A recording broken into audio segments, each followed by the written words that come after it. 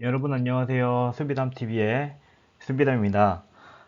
지난 시간 동안 잘 지내셨나요?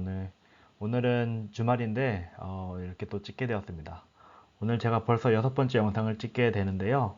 오늘 원래 소금 영상을 찍어야 되는데 소금은 좀 더 해보고 공부를 해보고 일단 오늘은 지구의 탄생과 생명의 탄생에 대해서 한번 나눠볼까 합니다.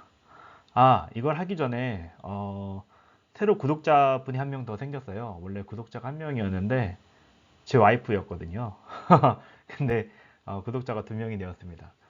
새로 구독하신 분께 뭐 어디 사신지는 모르고 어디 계신지는 잘 모르지만 감사의 말씀을 드립니다.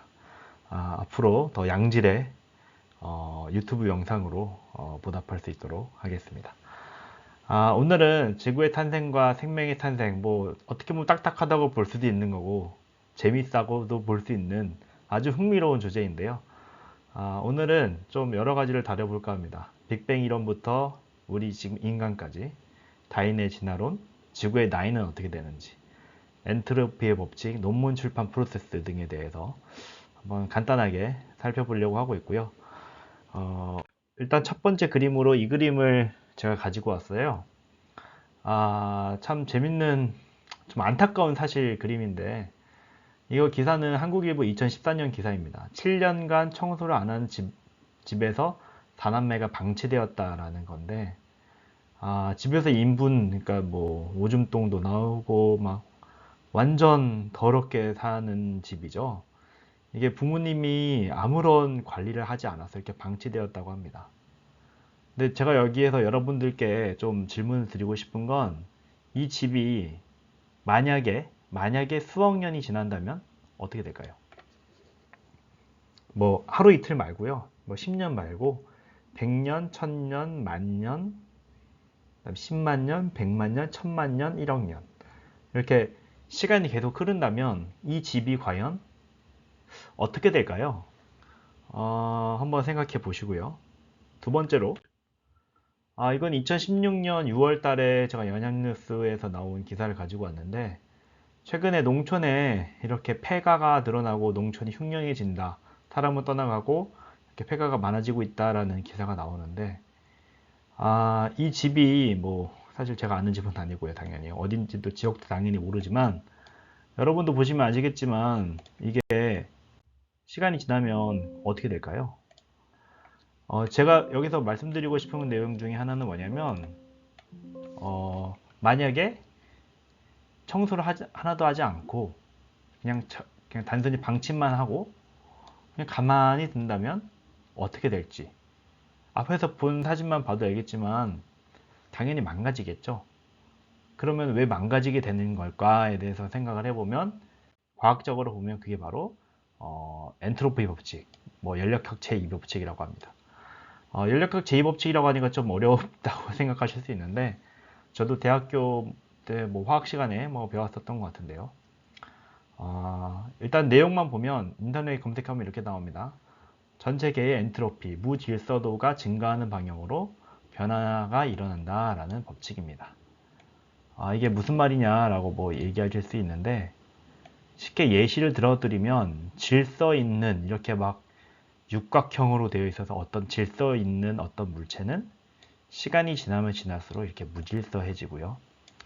예를 들면 뭐 찬물과 뜨거운 물이 있다고 가정하면 열의 이동은 반드시 뜨거운 물에서 찬물로 일어나게 됩니다. 그 반대 과정은 자발적으로 일어나지 않는다라는 게 이제 엔트로피 법칙, 연력학 제2법칙인데 쉽게 생각하면 이겁니다. 그냥 우리 모든 사물이라는 게 가만히 두면 어질러지고 무질서해지고 이렇게 된다는 거죠. 뭐 담배를 피면은 그 연기가 이렇게 바깥으로 퍼지잖아요. 뭐 그런 것도 어찌 보면 연력학 제2법칙이라고 볼 수 있는 거고 사실 우리 집도 청소 안 하면 먼지가 계속 쌓이고 더러워지고 하는 것들도 이런 식에서 기인한다고 보시면 될 것 같습니다. 앞에서 제가 말씀드렸던 그런 기사들이 있었죠. 뭐 폐가가 있고 그 다음에 뭐 방치된 집 그런 것들이 시간이 지난다고 해서 질서 있게 재는 게 아니고요. 누군가가 치워주고 부모님들이 치워주고 아니면은 우리가 가서 치워준다거나 우리가 무언가 일을 해야 어질러진 게 다시 질서가 생기는 거지. 그냥 가만히 두면은 무조건 무질서해집니다.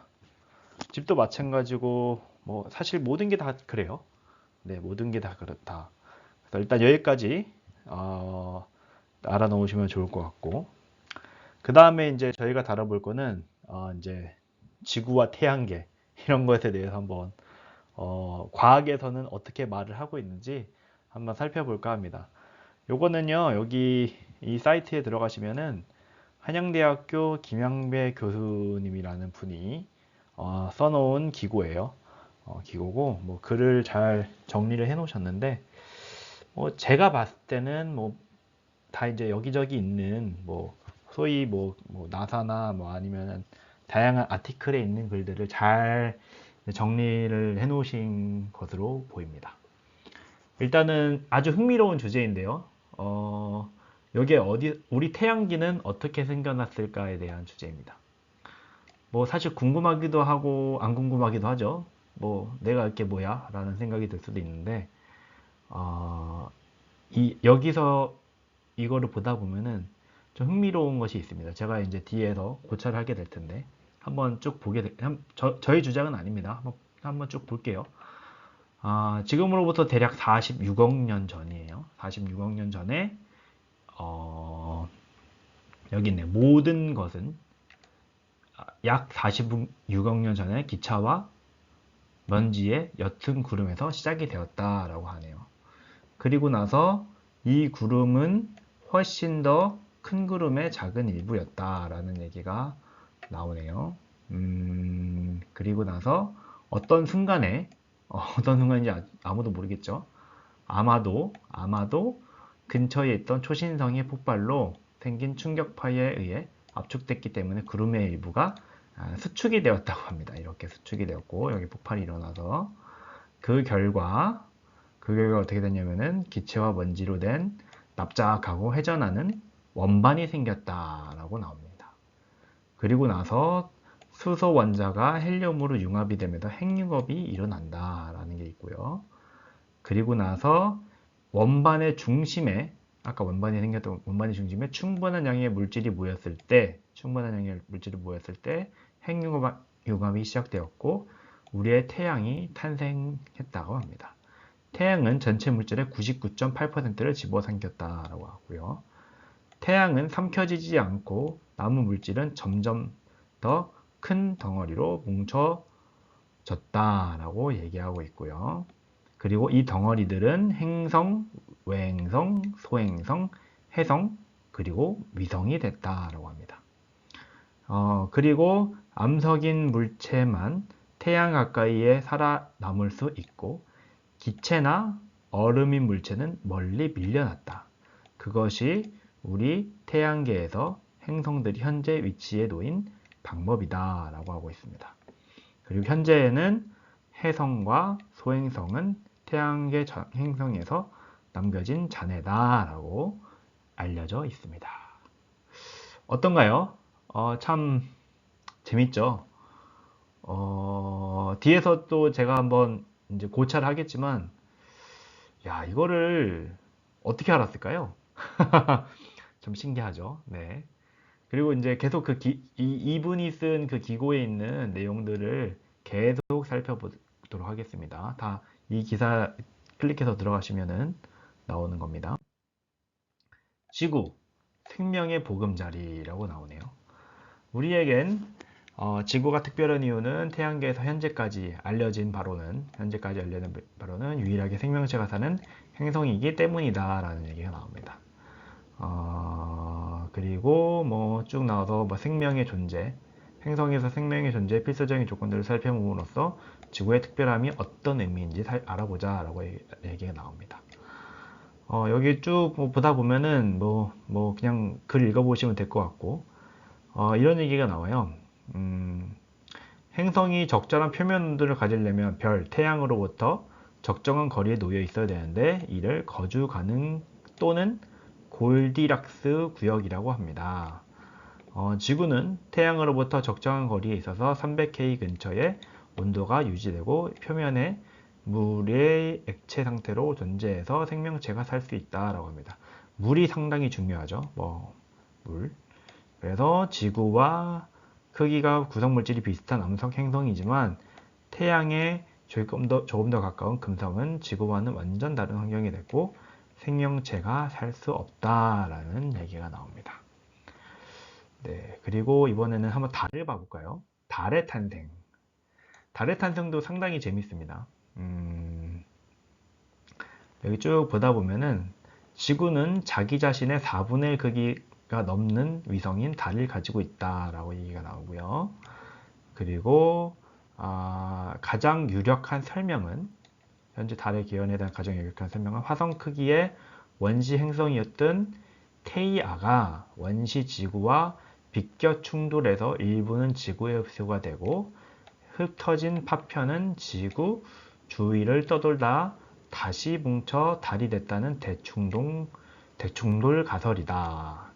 이 사건은 지구가 탄생한 후 2000에서 3000만 년 정도 전에 일어났으며 그 충격으로 지구의 자전축은 공전면에 수직인 상태에서 23.5도만큼 기울어져 현재 상태가 됐다고 보고 있다. 달의 탄생에도 우연은 작용했다. 만약 테이아가 지구의 정면으로 충돌했다면 대부분이 흡수되어 달은 생기지 않았을 것이고 더 비스듬히 충돌했다면 파편이 더 넓게 흩어져서 작은 달이 여러 개 생겼을 것이다. 상당히 재밌는 가설이네요. 커다란 달의 존재는 지구와 생명의 진화에도 커다란 영향을 끼쳤다. 충돌로 발생한 지구 자전축의 기울기는 계절 변화를 만들었고 이는 생명과 그 삶의 유형의 다양성을 늘리는 데 기여했다. 달은 지구 자전축을 안정시켜 자전축이 흔들림에 의한 급격한 기후 변화를 막았고 이는 특히 육지 생명체가 멸종을 피하고 기후 변화에 적응할 수 있는 시간을 주었다. 달은 또한 지구에 끼치는 기조력으로 밀물과 썰물을 일으켜서 해양과 육지의 중간지대를 만듦으로써 해양 생물이 육지 생물로 진화하는 다리를 놓았다. 여기 재밌는 얘기가 나오네요. 해양 생물이 육지 생물로 진화하는 다리를 놓은 게 달이네 하고 얘기하고 있습니다. 이번엔 또 다른 걸 볼게요. 지각. 우리가 알고 있는 이제 지각이라고 한다면 이제 우리 지구의 가장 껍데기죠. 우리 땅과 관련되어 있는 내용인데 녹아있던 지구의 암석 표면은 식으면서 굳어져 검은색의 허무한 지각을 형성했다라고 합니다. 하지만 지각 밑에서 일어나는 맨틀의 대류로 지각은 여러 조각으로 갈라져 맨틀 위를 떠다니게 된다. 지각의 거시적인 구조는 판들의 생성과 소멸의 순환과 다른 판과의 접촉을 통해서 축적해온 결과물이다 라고 얘기가 나옵니다. 두 판이 경계에서는 세 가지로 구별되는 양상이 나타나는데 각각을 발산 경계, 수렴 경계, 보종 경계라고 합니다. 발산 경계에서는 멘틀로부터 새로운 지각이 형성되어 올라와 양쪽으로 갈라져 옆으로 이동해 간다. 갈라진 양쪽으로 지각이 솟아올라가 열곡대가 형성된다. 여기 쭉 이제 나오는데 그냥 스킵할게요. 네, 이렇게 해서 판의 이동과 순환은 다양한 지질 구조를 만들고 그 구조로부터 생명이 탄생하고 번성하는 다양한 지리적 환경이 조성이 된다라는 얘기가 나옵니다. 한번 그림을 볼까요? 참 재밌는 그림이죠. 지구의 중심, 지구의 반지름을 대략 한 6,400km 정도라 보고 있는데 안에는 내핵이 있고요. 그 다음에 외핵이 있고요. 멘틀이 있고요. 그리고 아까 말씀드렸던 판 구조론에 따르면 발산 경계, 이렇게 판을 기준으로 서로 다른 방향으로 가는 건가 보네요. 수렴 경계는 같이 만나는 때 한쪽 판이 한쪽 판 안으로 들어가는 형상이고요. 보존 경계는 이렇게 엇갈리게 되는 것을 뜻합니다. 상당히 재밌죠. 근데 이거 혹시 아시나요? 이거 멘틀이랑 외핵이랑 내핵이랑 이거 가본 사람 있을까요? 이렇게. 왜냐면은 이걸 주장하기 위해서는 여기에는 뭐 어떤 상태이고 여기 액체 상태고 여기 고체 상태라고 분명히 말을 하고 있는데 가본 사람 있을까요? 없습니다. 없고요. 다 그 파동을 이용해서 알아내는 거예요. 근데 파동을 통해서 이걸 정말 알 수 있을까요? 제대로? 네, 이거 제가 논문을 찾아보진 않았지만 저의 개인적인 생각은 불가능하다고 보고 있습니다. 네, 일단 그건 나중에 뒤에서 한번 또 보도록 하고요. 지구의 역사. 저도 이거 보면서 참, 이런 게 있었구나 싶었는데요. 명왕누대가 있고요. 시생누대가 있고요. 원생누대가 있고, 현생누대가 있습니다. 그리고 신생대가 있는데, 명왕누대는 45억 년부터, 여기 억년입니다. 이게 억년. 이게 만년도 아니고 억년이에요. 45억 년에서 40억 년 사이에는 지구가 탄생해서 뭐 해양과 대기가 생기고 핵이 생성이 되면서 달이 탄생하고 후기 대폭격이 있었다라는 거고 후기 대폭격부터가 시생누대인데요. 그때부터 첫 생명이 뭐 생겨서 뭐 광합성이 일어났고 그 다음에 원생누대는 23억 년 전부터 25억 년이라고 되어 있는데 대산화 사건을 통해서 원생누대가 발생을 해서 뭐 진핵생물이 생기고 뭐 눈덩이 지구가 여기 있다가 뭐 진핵생물이 생겼네요. 그리고 나서 뭐 여기 뭐 조금씩 뭐 판이 이렇게 생기는 거를 우리가 눈으로 확인할 수 있을 것 같습니다. 현생 누대에서는 뭐 껍질이 딱딱한 동물도 있고 뭐 그다음에 공룡도 있고요. 판케아도 있고 뭐 인류가 이제 거의 여기 끝에 있네요. 이 끝에 200만 년 전. 네. 첫 유인원이 여기 끝에 여기 있네요. 인간이라고 적혀 있어서. 이렇게 보면 참 지구의 역사 속에서 인간은 매우 매우 적은 포션을 차지하죠. 참 이런 거 어떻게 알았을까요? 이거 how? 이런 질문 해보신 적 있나요? 주입식 교육으로 우리나라는 너무나 우리나라뿐만 아니라 다른 나라도 다 비슷할 거예요.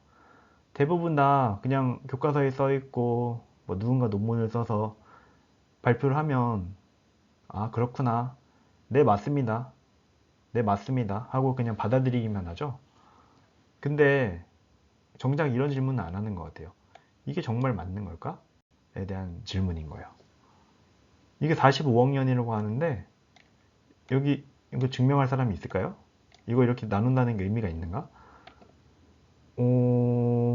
참 재밌는 의문을 가져야 된다고 저는 생각을 합니다.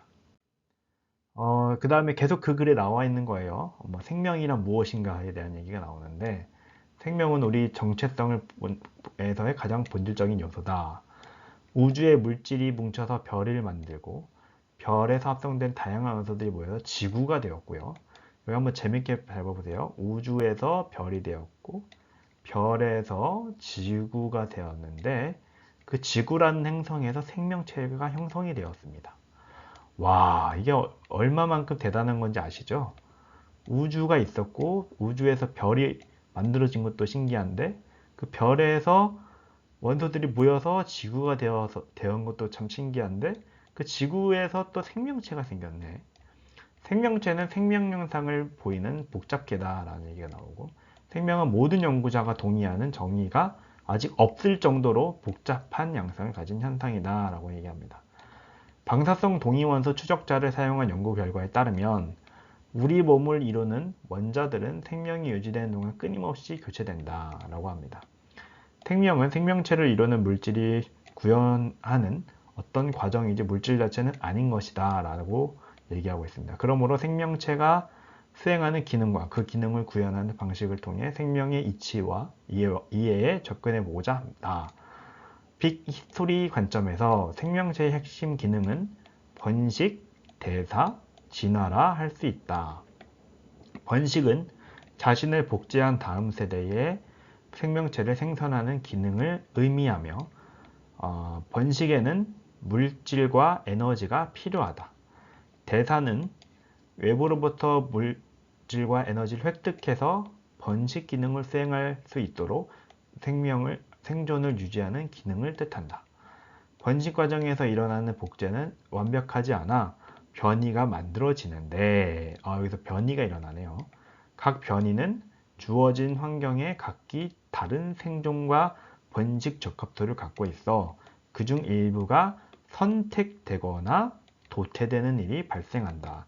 이처럼 여러 세대를 거치면서 환경에 적응한 생명체로 변화해가는 과정이 바로 진화다라고 얘기가 나옵니다. 상당히 지금 우리가 가지고 있는 모든 세계관은 다 여기에 있다고 생각을 하시면 됩니다. 네, 여기 있다고 보시면 되고요. 앞에 말씀드렸던 이 부분 참 재밌는 부분이에요. 네, 우주에 물질이 뭉쳐서 별이 되고 별이 지구가 되고 지구에서 생명이 생기는 이런 거는 좀 저희가 잘 알아두면 좋을 것 같습니다. 계속 한번 볼게요. 계속 보면 물질을 생명체로 바꾸는 비법이 무엇일까에 대한 질문을 하게 되네요. 여기 쭉 보면은 기본적인 공통적인 틀이 있다라고 하고 있고요. 세포라는 단위로 구성되고 있고 물이라는 용매에서 일어나는 탄소가 중심 원소인 종합체의 화학 반응을 기반으로 한다라고 합니다. 여기 쭉 얘기가 나오는데 여기까지만 볼게요. 공통조상이라고 나오는 거. 번식은 생명의 구현에 대한 정보를 복제하고 이를 실제로 구현하는 과정으로 볼 수 있는데 생명 정보의 저장, 복제, 구현이 DNA, RNA, 단백질로 이루어지는 분자 체계를 통해서 이루어진다. 대부분의 화학 반응에는 에너지 공급이 필요한데 외부에서 획득한 물질과 에너지로부터 ATP라는 화학 에너지 저장 분자를 생성해서 필요한 곳에 공급한다. 이런 공통적인 기본틀로 보아 모든 생물은 공통조상이 되는 한 종류의 세포로부터 유래된 것으로 추측이 여기 재밌는 얘기가 나와요. 한 종류의 세포로부터 유래됐다. 이 공통조상을 ULCA, Last Universal Common Ancestor라고 하네요. 우리말로는 모든 생물의 공통조상이라고 한다. 아마 이런 거 처음 들어보신 분도 있을 것 같은데, 글쎄요. 저도 참 내가 배웠었나 싶네요. 진짜 이런 거를. 이런 게 있었구나 싶었고, 생명의 어떤 근원에 대해서 정리를 해본 글을 저희가 좀 봤습니다. 여기 한번 쭉 나중에 정지해서 쭉 보시면 재밌을 것 같고요. 이걸 정리한 또 그림이 있어요. 여기 그림을 보시면 이게 millions of years 거니까 뭐 수백만 년 전에부터 뭐 박테리아 사실 이런 거 잘 몰라요. 저도 뭐 화학 옛날에 공부를 했었어도 뭐 생물 이런 거 다 까먹었기 때문에 뭐 박테리아만 알고 뭐 쭉 fish, 네, 그다음에 birds, mammals 이 정도만 알고 여기 자세히 쭉 뭐가 보여요. 보면은 human 이렇게 적혀 있죠. human. 네, 이게 뭐냐면 아까 말씀드렸던 그 공통조상 있죠? 공통조상. 여기 공통조상이 여기 있는 거예요. 여기서부터 시작해가지고 이제 뭐 자연 선택설이라고 하죠. 자연 선택설. 그 환경에 따라서 이쪽으로 가는 줄기도 있고 이렇게 가는 것도 있고 이렇게 가는 것도 있고 이렇게 가는 것도 있고 이렇게 가서 이제 진화를 했다. 그래서 이제 쭉 가다 보니까 뭐 이제 이렇게 쭉 가다 보니까 여기 인간이 있는 거다라는 생명을 그렇게 이제 정리를 내리는 거죠. 이제 좀 비슷한 것도 요거랑 비슷한 내용인데 우리가 이제 제가 세뇌라는 단어를 썼는데 세뇌가 맞아요. 왜냐하면 우리가 교과서나 어렸을 때부터 이 진화론에 대해서 늘 많이 듣고 있고 저도 뭐 많이 듣고 있고 뭐 하는 내용이기 때문에 이 진화론 많은 분들 아시겠지만 뭐 오스트랄로피테쿠스, 뭐 베이징 원인, 뭐 네안데르탈인, 크로마뇽인, 뭐 현대인 이렇게 해가지고 막 나오죠. 뭐 400년 만 년 전, 뭐 이거 화석 나온다고 하면서 100만 년 전, 뭐 1만 년 전 해서 인류의 진화 과정 성상도다라고 얘가 나옵니다. 1859년에 찰스 다윈이 종의 기원을 라는 책을 썼어요. The Origin of Species라는 책을 썼고, 이게 엄청난 큰 파장이 있었고 창조론과 갈등이 있었지만 세상에는 큰 반향을 일으켰다라는 얘기가 나옵니다. 그 내용은 생명의 기원과 발전을 생존 경쟁과 변이 현상 등 자연 선택설로 설명했다. 앞에서 말씀드렸던 그런 것들이 다 이제 자연 선택설이거든요. 그래서 자연 선택설로 이제 설명을 한 그 책이고요. 그러면 여기서 또 이제 다른 기사 또 볼게요. 이거는 이제 비슷한 기사인데 간단하게 볼게요.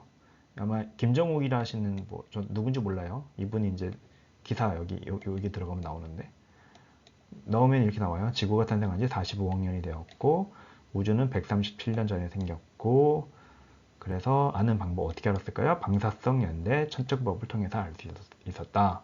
방사성 동위 원소를 사용하는 거는 이거예요. 방사능 물질이 일정한 반감기로 분기한 양을 측정해서 그 연대를 측정하는 방법이 바로 방사선 연대 측정법입니다. 반감기를 사용하는 거죠. 반감기. 그래서 뭐 예를 들면 우라늄 같은 경우 반감기가 7억 4천년, 7억 400만 년이고 우라늄 238은 뭐 반감기가 44억 7천만 년이래요. 탄소 14의 반감기는 6천년이고 이런 것들을 활용해서 측정했더니 지구 나이가 45억 년이다 라는 결과를 도출했다고 합니다. 이렇게 해서 우리가 이 시기를 알게 된 거구나 라는 걸 알 수 있었죠. 이제 마무리를 하려고 합니다. 오늘의 고찰입니다. 사실 제일 중요한 거예요. 오늘 제가 말씀드리고 싶은 내용인데 과학 발전이라는 게 여러분들께 이제 말씀드리고 있지만 사실 수백 년밖에 안 됐어요. 지금 이렇게 한 게 500년도 채 되지 않는 아까 종의 기원은 1800년대에 나온 거잖아요. 그럼 그 이후에 이제 이런 것들이 사람들이 이제 제안을 해서 된 거잖아요. 근데 어떻게 그때 과거의 일을 측정할 수 있었을까요? 그래서 방사선 동위원소를 이용한다고 하죠. 방사성 동위원소의 반감기를 이용한다고 하는데 우리 과학자들의 수명이 몇 년이죠? 똑같은 인간 100년 아닌가요? 오래 살아봐야 100년인데 그 사람들이 과연 수억 년 전에 일어난 정말 반감기 동안에 그렇게 그 반감기 동안에 방사선 동위원소의 양이 정말 줄어들었는지 알 수 있을까요? 이거는 의문을 가지라는 거예요. 네, 의문을 가지라는 거. 우주가 태어났을 때, 아까 뭐 145년, 5억 년 전이라고 했었죠. 지구가 태어났을 때, 그걸 본 사람이 있을까요? 본 사람 과연 없겠죠. 근데 왜 그것을 마치 사실인 것처럼 주장하는 게 맞을까요? 이게 문제가 뭐냐면요. 사실이 있냥 주장하기 때문에 문제인 거예요. 근데 왜 사실이 너는 아니냐고 하느냐? 그 사실임을 증명해봐라 라는 거예요, 제 말은. 왜냐면 앞에서도 제가 그 몇 가지 사례를 보여드렸죠. 폐가도 있었고 몇 년 동안 치우지 않은 집을 보여드렸는데 그냥 가만히 두면 정말 암석이라는 것도 그렇고 이 세상도 그렇고 그냥 가만히 두면 그 안에서 지구가 갑자기 생기고 생명이 과연 갑자기 생기고 진화를 거듭했다 라는 거 보는 게 사실일까요? 상상일까요? 이거는 상상이죠. 왜냐면 상상이 있기 때문에 그걸 기반으로 만든 거니까요. 누군가의 상상력으로 그린 그림을 우리는 과학이라는 미명 아래서 너무 이거 맹목적으로 보는 게 맞는 것 같아요. 맹목적으로 믿어온 것은 아닐까요? 소위 많이 배운 사람들, 뭐 박사학위를 받은 사람들이 어려운 용어를 써가면서 글로 써가면 뭐 논문을 쓰겠죠, 보통. 없던 것도 사실이 되는 걸까요? 그리고 그렇게 상상력으로 기반이 된 출판된 논문들이나 뭐 책들이 뭐 아까 말씀드렸던 종의 기원 이런 게 가장 대표적인 거라고 볼 수 있는데 그것들이 인용의 재인용을 거치면서 아주 튼튼한 진리라는 갑옷을 입게 된다는 사실 여러분 알고 계신가요? 논문이 출판되어 가는 과정을 아마 제대로 아는 사람 없을 거예요. 왜냐면 논문 안 써보셨으니까. 저는 논문 써봤거든요. 논문도 꽤 많이 썼고요. 뭐 10편 이상 썼고 뭐 원하시면 제 논문을 보내드릴 수도 있어요. 근데 논문 쓰는 과정이 여기 제가 뒤에 가져왔는데 저자가 논문의 원고를 제출을 하잖아요. 그러면 저널 편집자는 원고를 심사를 합니다. 그 어떤 저널지에다 내는 거예요. 뭐 여기서 저널지라고 한다면은 가장 유명한 거, 뭐 Nature, Science. 저는 뭐 IEEE라는 곳에다가 내는데 어찌됐든 편집자에게 원고의 심사를 맡깁니다. 그러면은 이 편집자가 에디터라고 하시는 이분이 보고 이 논문은 별로다 싶으면 바로 그냥 거부, 리젝을 날리고요. 괜찮다, 뭐 그냥 리뷰할 만하다라고 하면은 피어 리뷰어를 선정을 해서 피어 리뷰어에게 원고를 심사를 맡깁니다. 그 피어 리뷰어는 몇 명이냐? 뭐 저자들마다 뭐 논문지에 따라 다른데요. 뭐 5명인 경우도 있고 어떤 데는 뭐 3명일 수도 있고 어떤 데는 2명일 수도 있고 해요. 그리고 빡센 경우에는 뭐 꽤 좋은 저널지다 이런 데는 이제 피어 리뷰를 할 때 뭐 몇 번씩 왔다 갔다 하기도 해요. 뭐 리뷰 프로세스를 할 때 뭐 리비전도 하고 왔다 갔다 하는 과정이 뭐 여러 번 해서 뭐 몇 년 걸리기도 하고요. 그리고 나서 이제 이 피어 리뷰어들이 오케이 라는 사인을 딱 주면은 그때 이제 저널 편집자가 편집위원회와 간행을 결정을 하게 되고 저자는 논문이 억셉 되었습니다. 퍼블리케이션 하십시오 라는 결정이 되어서 이제 논문이 이렇게 실리는 겁니다.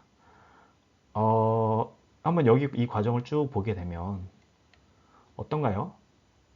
이게 과연 진리라는 것과 우리가 알고 있는 사실을 정확하게 대변한다고 볼 수 있을까요? 피어 리뷰어가 과연 완벽할까요? 피어 리뷰어도 사람이에요. 인간이 리뷰를 해서 오케이를 내려준 다음에 이런 데에 실리면 사람들은, 일반 대중들은 어떻게 생각을 하냐면 와, 이건 진리야. 이건 무조건 맞기 때문에 틀리지 않아. 그렇기 때문에 나는 이거를 따를 거야. 이렇게 생각을 하거든요. 하지만 이것은 매우 잘못된 겁니다. 늘 의심하고 늘 생각을 해야 합니다. 제가 여기 있는 여러분들께 말씀드리고 싶은 포인트는 뭐냐면 바로 이거예요.